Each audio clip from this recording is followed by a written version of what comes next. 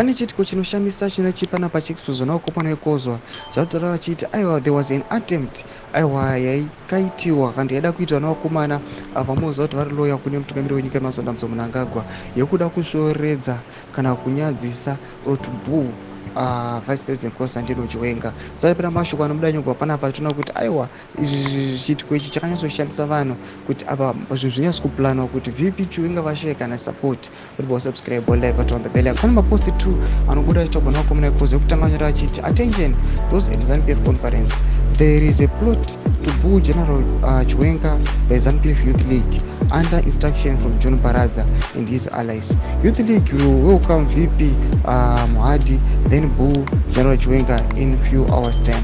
Chichidzika on another post anyora achiti after the plot to boo VP was exposed, they turned to those whom they suspected were our informers.